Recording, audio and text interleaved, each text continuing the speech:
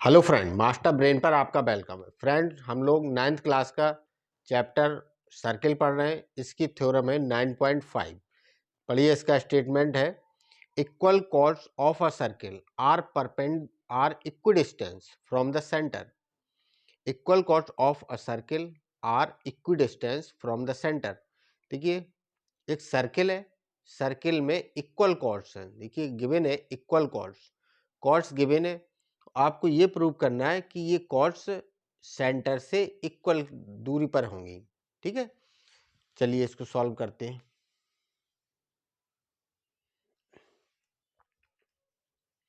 Hello friend, master brain पर आपका welcome है। फ्रेंड्स, हम लोग 9th क्लास का चैप्टर सर्किल पढ़ रहे हैं। इसकी थ्योरम 9.5। देखिए, स्टेटमेंट है equal chords of a circle are equidistance from the centre. एक हमारे पास सर्किल है, इस सर्किल में दो कॉर्ड्स हैं। ठीक है, equal chords of a circle. हमें ये प्रूव करना है कि ये दोनों कॉर्ड्स जो इक्वल लेंथ की हैं, क्या ये सर्किल से इक्वल डिस्टेंस पर भी हैं, ये हमें प्रूव करना है। तो आप इसमें गिवन में लिखेंगे A B equal to C D. ये हमारी कॉर्ड्स हैं, दोनों कॉर्ड्स इक्वल है, ये गिवन है। देखिए, इक्वल कॉर्ड्स। अब आपको क्या बताना है कि ये कॉर्ड्स सेंटर से इक्वल डिस्टेंस पर होंगी, ये बात हमें प्रूव करना है। तो हम डिस्टेंस प्रूव करना है, तो हम क्या प्रूव कर देंगे कि ओ एम और ओ एन इक्वल हैं। अगर ये लेंथ बराबर होगी तो ये इक्वल डिस्टेंस पर होंगे। ठीक है, तो चलिए देखिए, ये हमारा गिवन पार्ट है, ये प्रूफ है। तो हम यहाँ इसमें कुछ कंस्ट्रक्शन करना पड़ेगा। ओ से बी और ओ से डी, इसको हमने ज्वाइन करा दिया, join O B and O D. ठीक है, अब देखिए, अगर हमें इस पार्ट को ओ एम और ओ एन को इक्वल प्रूव करना है, तो हम ये दो ट्राइंगल को क्या करेंगे, कॉन्ग्रुएंट प्रूव कर देंगे। अगर हमने दो ट्राइंगल को कॉन्ग्रुएंट प्रूव कर दिया, तो उनके जो भी रिमेनिंग पार्ट्स बचते हैं, करस्पॉन्डिंग रिमेनिंग पार्ट, वो ऑटोमेटिकली क्या हो जाते हैं, इक्वल हो जाते हैं सिपिसिटी से। ठीक है, तो इसी प्रॉपर्टी का हम यूज करेंगे। तो हम इसमें इन दोनों ट्राइंगल को कंसीडर करेंगे और इनको क्या करने वाले हैं, कॉन्ग्रुएंट। चलिए, सबसे पहले आप लिखेंगे इन ट्राइंगल, ये दोनों ट्राइंगल को मेंशन करेंगे। ये ट्राइंगल ले लीजिए, एक ये। तो आप इसको कैसे लिख सकते हैं, जैसे आपकी मर्जी, किसी भी तरह से लिख सकते हो। मैं लिख दे रहा हूँ O M B, in triangle O M B and दूसरा ट्राइंगल लिख लीजिए आप O N D and triangle O N D. ये दोनों ट्राइंगल ले लिए हमने। अब इसमें हम प्रॉपर्टी लगाएंगे कि ये कॉन्ग्रुएंट प्रूफ हो जाए। तो देखिए, सबसे पहले तो ये देखिए, ओ एम और ओ डी ये दोनों रेडियस हैं, तो ये बराबर होंगी। तो आप यहाँ से लिख लीजिए ओ एम,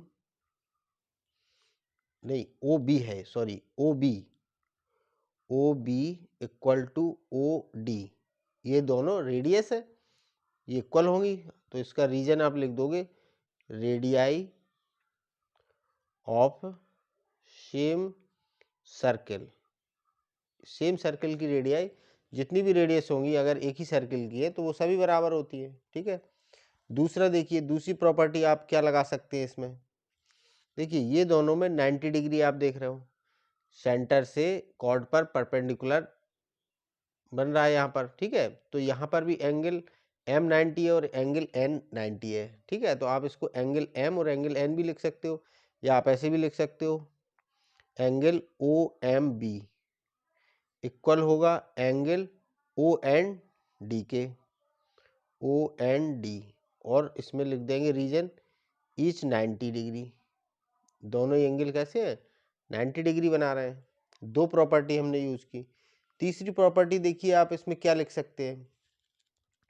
देखिए, ये पार्ट एम से लेके बी तक और ये एन से लेके डी तक, ये दोनों साइड्स भी इक्वल है। ये दोनों साइड्स भी इक्वल है, क्यों, देखिए कॉर्ड्स दोनों बराबर हैं।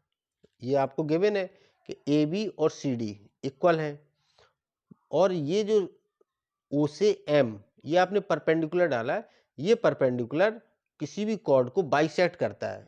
ठीक है, perpendicular from the centre bisect the chord, ये आप पढ़ चुके हैं। आप लास्ट जो हमने थ्योरम्स पढ़ी हैं, उनमें एक थ्योरम थी कि अगर सेंटर से किसी कॉर्ड पर हम परपेंडिकुलर डालते हैं तो वो परपेंडिकुलर कॉर्ड को बाइसेक्ट करती है।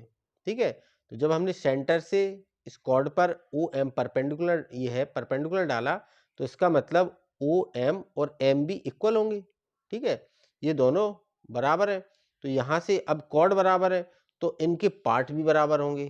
तो हम यहाँ से लिख सकते हैं एम बी इक्वल होगा एन डी के। इसका रीजन भी लिख देंगे, ए बी इक्वल है सी डी के। ये बात तो हमें गिवन है, A B equal to C D given है। देखिए ये बात आप नहीं देख पाए, फिर से देख लीजिए। हमने लिखा M B equal to N D, ये हम बता चुके हैं आपको। एम बी और कॉर्ड्स इक्वल हैं तो उनके पार्ट भी इक्वल होंगे। M B equal to N D, तो हम यहाँ पर इसका रीजन लिख देंगे A B equal to C D. ये दोनों कॉर्ड इक्वल हैं, अगर कॉर्ड इक्वल हैं तो उनके हाफ भी इक्वल होंगे। Half of A B equal to half of C D, ये भी बराबर होंगे। क्यों बराबर होंगे उसका रीजन लिख देंगे, बिकॉज परपेंडिकुलर, शॉर्ट में ऐसे लिख देते हैं, परपेंडिकुलर फ्रॉम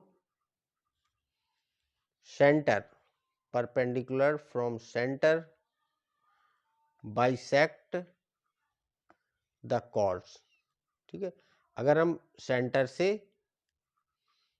परपेंडिकुलर डालते हैं कॉर्ड पर तो वो कॉर्ड को बाइसेक्ट करती है। ठीक है, अब देखिए यहाँ से हमने तीन प्रॉपर्टी लिख दी इसकी जो एक दूसरे के बराबर हैं। अब आप यहाँ से देख सकते हो, लिख लोगे आप, therefore triangle O M B is congruent to triangle O N D. O M B O N D के बराबर है।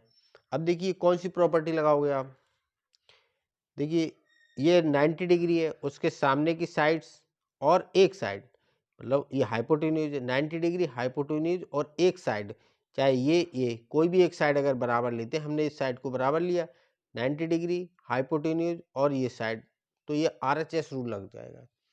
तो आप यहाँ लिखेंगे बाई RHS कॉन्ग्रुएंस रूल।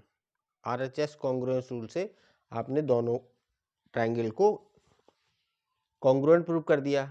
अगर ये दोनों ट्रायंगल कॉन्ग्रुएंट हो गए तो अब जो भी रिमेनिंग साइड्स और एंगल बचेंगे वो CPCT से इक्वल हो जाएंगे।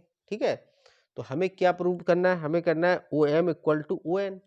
तो आप यहाँ से लिख सकते हो OM इक्वल होगा ON के, रीजन लिख देंगे हम CPCT से कि ON और OM एक दूसरे के बराबर होंगे। बस यही हमें प्रूव करना था। आप देखिए आपको प्रूव क्या करना था कि OM और ON जो हमारी कॉर्ड्स AB और CD है इक्विडिस्टेंस पर है। हाँ, इक्विडिस्टेंस पर है। ये हमारी थ्योरम 9.5 कंप्लीट होती है। नेक्स्ट वीडियो में मिलेंगे।